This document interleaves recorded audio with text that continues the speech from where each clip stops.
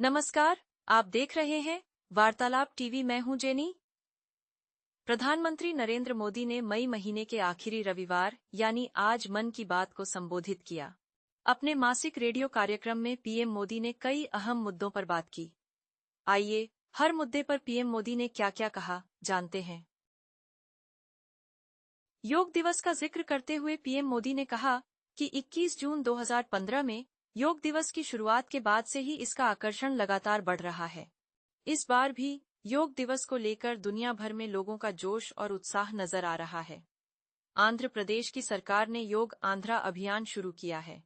इसका उद्देश्य पूरे राज्य में योग संस्कृति को विकसित करना है। इस अभियान के तहत योग करने वाले 10 लाख लोगों का एक समूह बनाया जा रहा है।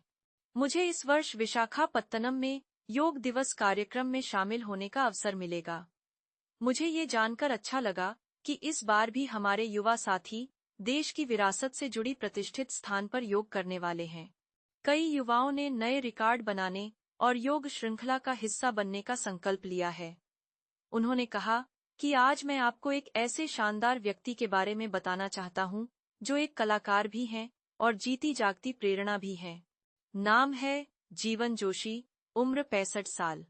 अब सोचिए, जिनके नाम में ही जीवन हो, वो कितनी जीवंतता से भरे होंगे। जीवन जी उत्तराखंड के हल्द्वानी में रहते हैं। बचपन में पोलियो ने उनके पैरों की ताकत छीन ली थी, लेकिन पोलियो उनके हौसलों को नहीं छीन पाया। उनके चलने की रफ्तार भले कुछ धीमी हो गई, लेकिन उनका मन कल्पना की हर उड़ान उड़ता रहा।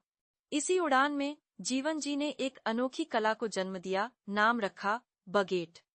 इसमें वो चीड़ के पेड़ों से गिरने वाली सूखी छाल से सुंदर कलाकृतियां बनाते हैं।